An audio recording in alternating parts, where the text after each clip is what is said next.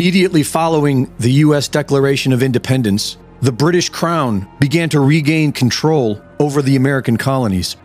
After the Treaty of Paris in 1783, Britain retained military forts in the Great Lakes region and began extending loans to the U.S., creating debt dependencies to the Crown.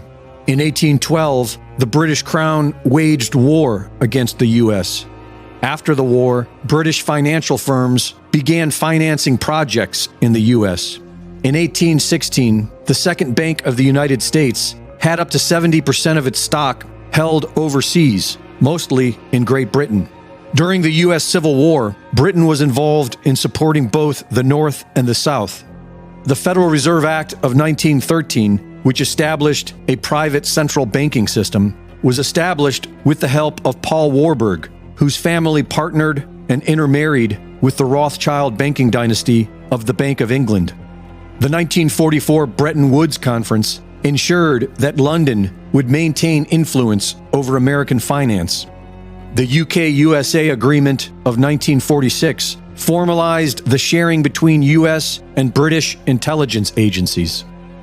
Right after being inaugurated in 2025, President Trump began saying that Canada will become the 51st state. I think Canada would be much better off being a 51st state because we lose $200 billion a year with Canada, and I'm not going to let that happen. Canada would be great as our cherished 51st state.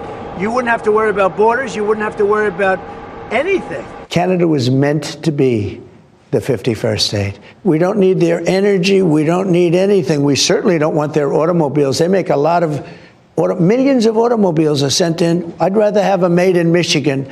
I'd rather have them made in South Carolina or any one of our... You're tougher with Canada than you are with some of our biggest adversaries. Only because it's meant to be our 51st state. And on February 27th, the Prime Minister of the UK, Keir Starmer, met with President Donald Trump at the White House and presented him with an invitation from King Charles for a state visit. It is my pleasure to bring from His Majesty the King a letter. He sends his best wishes and his regards, of course, but he also asked me to bear this letter and bring it to you. So can I present the letter from the King to you? Thank you very much. Am I supposed to read it right now? Yeah, please do. I will do. I've got to tell him what your reaction is, so I need to know. He is a great gentleman, a great, great gentleman.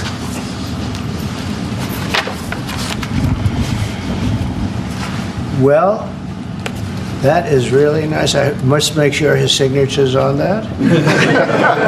Otherwise, it's not quite as meaningful. It is, and that's quite a signature, isn't it? Beautiful. He's a beautiful man, a wonderful man, and we appreciate it. I've known him, gotten to know him very well, actually. First term and now second term. Perhaps you'd like to say what that very important paragraph... Yes, so this is a letter from His Majesty the King. It's an invitation for a second state visit. This is really special. This has never happened before. This is unprecedented. And I think that just symbolises the strength of the relationship between us. So this is a very special letter. I think the last state visit was a tremendous success. It was. His Majesty the King wants to make this even better than that. So this is truly historic. What I haven't got yet is your answer. I do need to. The answer is yes. On behalf of our wonderful First Lady, Melania, and myself, the answer is yes, and we look forward to being there and honoring the King and honoring really your country. Your country is a fantastic country, and it'll be our honor to be there. Thank you. On March 20th, The Sun published an article stating that King Charles will reportedly make a secret offer to Donald Trump during his state visit that will make the USA an associate member of the Commonwealth. Trump posted this article on his Truth Social network and replied, "I love King Charles. Sounds good to me." Greg Reese reporting.